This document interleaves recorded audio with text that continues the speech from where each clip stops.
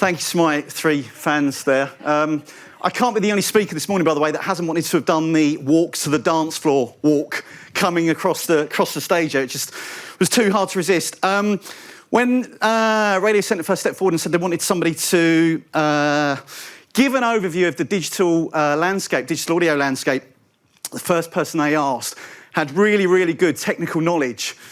Unfortunately, they weren't available. So their second choice was somebody really charismatic that had some knowledge. They weren't available. They declined. And then the third person they asked was just naturally the best looking person that they could find. Now look, I'd already turned it down twice. I couldn't turn it down again. Tough crowd, come with me on this one. So it's a pleasure to be here today. Really great to see all of you in the flesh. What I want to do today is give you an overview of the digital audio market, the landscape, where the current market is after a crazy couple of years, but also explore ways in which brands, small and large, can take advantage at the moment of what's going on in this marketplace. I'm aware that some of you may not be aware of ads in digital audio, or DAX specifically, so I'm just going to give you a quick 90-second of what we do.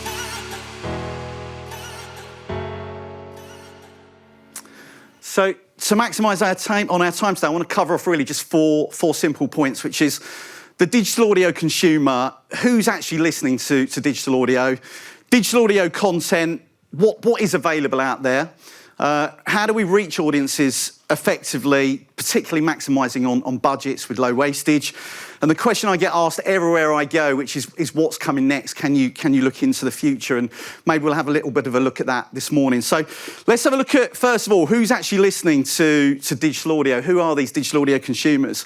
Well, it's a whopping number now. It's an absolutely whopping number. 35 million of us listen to digital audio every single week. Whether that's your local radio station on your Alexa, it's whether you're streaming Spotify from your mobile phone, whether it's listening to a podcast of your choice from your mobile phone or your tablet. 63% of the population are now tuning into digital audio. And perhaps not everybody understands it's so much more mainstream now than it has been. In fact, in the last 2 years, it's increased by 32%. And we saw this morning how more of us are changing our listening behaviours and our habits. We're working at home more. We've got smart devices at home. And this number is showing no sign whatsoever of slowing. And it's not just the amount of people that are listening, it's actually the listeners that are high as well, the amount of hours that we're listening to. We're currently investing over 11 hours a week in digital audio. That's our listening habits. And that's listening time to embed brands, messages to huge audiences. Now, we've always had the ability to take music with us. That goes to the, back in the days of the Sony Walkman. But with, audio now covers many, many facets, and you can access so much on a single swipe of your mobile phone. Podcast listening too is on the rise. Again, 11 million people now listen to podcasts every single week. And in fact, our own survey suggests that in lockdown, this has grown by 45% as people scrambled to beat that boredom. And in fact, the average podcast listener subscribes to 6 different podcasts at any one time. And everybody is now trying to get in on this act, whether it's social media influencers, TV presenters, everybody seems to have a new podcast coming out. It's probably no surprise that smart speaker listening continues to expand. An estimated 1 in 4 of us have at least one smart device at home. I've got 4 different devices, and it still amazes me how I ask a question to one device in one room and I get a totally different response from something else in another room. But that's a different story. But the biggest appeal of smart speakers is the listening experience. You think about the thousands of things a smart speaker can do. Asked why they'd bought their device, 72% of owners said it was because they wanted to listen to music, radio, or podcasts. And why wouldn't they? It's the easiest thing to do. They're cheaper than buying a digital radio. It's an easy device to buy and to have. And we see this right the way through the demographics as well. And another interesting number is the majority of listening to digital audio is now without headphones.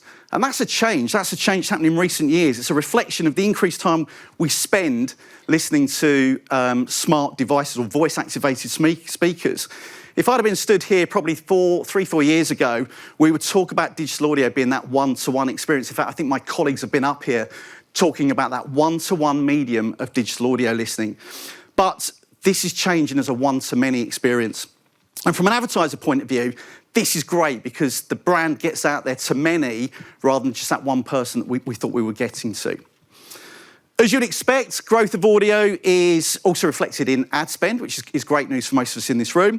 People really lent into audio during the pandemic for obvious reasons. There weren't too many other places they could spend their money where it would be seen or heard. The total audio growth in 2020 for digital was 17% year on year. In 2021, we saw 22% year on year with £127 million spent on digital audio. And the early signs are this trend is continuing as we head into 2022, as brands continue to tap into this audience on the move, capturing listeners wherever they may be. So let's talk about what content is available out there in the digital audio arena. As you would expect, I'm going to talk about Global's products specifically. Of course, we've got the biggest radio stations within the UK you can tap into with digital audio, including Heart, Capital, Classic, Smooth, to name just a few.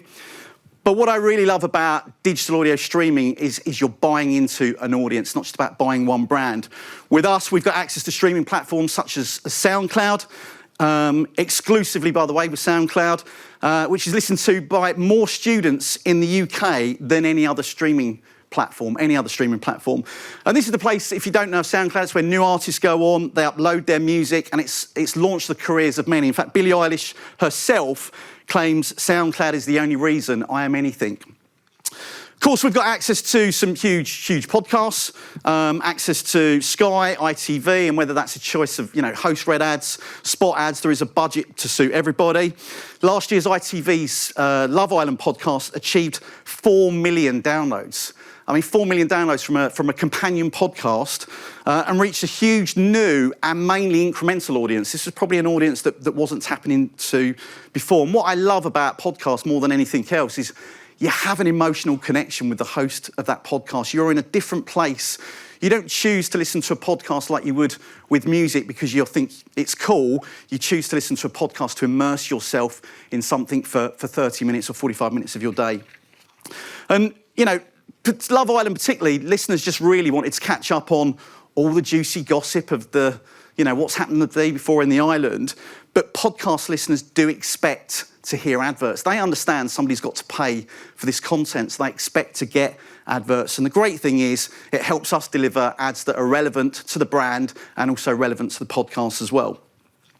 Luckily for us, we've got our own owned and operated talent, such as Chris Moores that I heard mentioned, or Radio X this morning, LBC, Jenny Faulkner. But podcasts are a huge growth area, not just for global. There are some pretty big names coming out with podcasts at the moment. Recently, we signed Emily Maitlis over from the BBC to join Global, and that was mainly with the emphasis on podcasts. There was no news really about what radio show she was going to pick up. But the explosion in growth is pushing everyone, with even Harry and Meghan signing up to a multi-million-pound podcast deal. So maybe there's still hope for me yet to do my bad dad jokes on a podcast too. There's also, as I said already, people that are big TV stars or big in different directions looking to capture this podcast space too. And this was one that came out the blue during lockdown, Parenting Hell with Josh Widdicombe and Rob Beckett. Nobody perhaps would have seen the huge runaway success there of two comedian dads talking about Parenting Hell, but last figures show 1 million downloads a month. It's quite a significant podcast with some significant numbers. And I see Alan Carr's got a new one coming out as well. So podcast really is a huge place for driving digital branding, digital audio messaging straight into the heart of somebody that's immersed in that session. For us personally, overall, we've got over 220 publishers in our network to help reach audiences regardless of whatever you want to do. And let's just talk about that. How do you reach audiences effectively with digital audio? And I think this is the amazing thing that I really love about digital audio. You don't just buy a brand, you buy an audience. We've got access to 24 million, and this is the product, as I said, you buy it by an audience, you don't buy a specific brand. So you can target your customers by a demographic, by a contextual piece, by a Nielsen segment, rather than just blanket targeting all adults in a certain geographic location. And of course, this is done using comprehensive data of first, second, and third-party data to help you get minimum wastage. For us, as well as our own first-party data that we capture from things like the Global Player and from Soundcloud, we're also able to tap into second and third-party data such as Nielsen, or even credit card transactions. If you buy a cup of coffee from Starbucks every day of the week, we can probably find you and send you an advert that says, next time you're in Starbucks, why don't you buy yourself a lemon poppy seed muffin for just another £2.50. I don't think we'll mention their name or their credit card number, but who knows? But with relevant ads targeted at the right location and the right listener, it means your ads get to where it was intended with little wastage. And with digital audiences particularly, there are 3 or 4 different ways you can buy. The ones that we focus on particularly are this audience. That's what works, either a demo, an interest, an intent, psychographic, or simply all adults. You don't have to target anything specifically. With podcasts particularly, you can aim at context, you can aim at conversational targeting, and also audio articles, which we'll talk about shortly. And if you've got your own database, yeah, brilliant. We can overlay that on some other targeting, and we can probably target and capture your customers. One way of reaching audiences really effectively is with dynamic audio, and we see this more and more in a digital market space. What I love about dynamic is every single ad is delivered with just a hint of personalisation. And it lets the advertiser know that this isn't just a generic ad that everybody's getting played. In fact, we know the location, we know the day of the week, we know the weather, or we might just know that there are 8, 7, 6, 5, 4, 3 days left to Christmas. A colleague of mine always tells a story that if he gets 2 envelopes popping through the door, one is brown and is addressed to the occupier, and one is white and it's addressed to him, he will open the white one that's addressed to him. The brown one, he'll probably put it in the bin. And that's what we try and do with dynamic ads. The one addressed to him will get his attention. With the personalisation of digital audio ads, we're trying to capture the mentality of making you listen and making you think. Here's just some simple examples of how we can personalise the same ad with different data points to drive a call to action, target a location, or simply just make your ears prick. With DAX, we can send ads only to young people who are listening on their mobile. Unlock your phone, search Uni of Sheffield, and apply now. We can also talk to them in different parts of the country. You've been in Chesterfield your whole life. You've been in Barnsley your whole life. You've been in Doncaster your whole life. But your future will be made in Sheffield. at certain times of the day. Apply before lunch. Apply before dinner. Apply before bed. And we can change this depending on the time of year. The UCAS deadline is approaching, so apply now. The UCAS deadline is in 30, 20, 10 days, so apply now. The UCAS deadline is tomorrow, so apply now.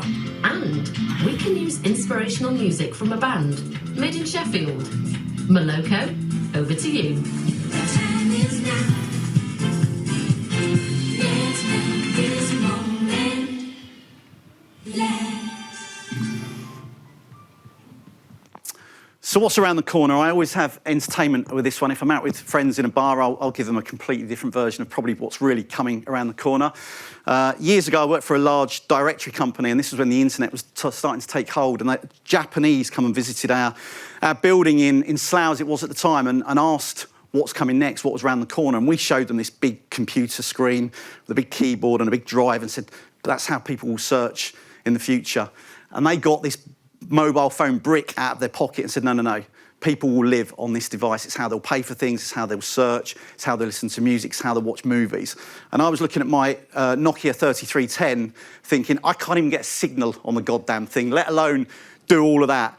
So I can give you a glimpse of what I know is around the corner. You just have to trust me that I'm not making this part up.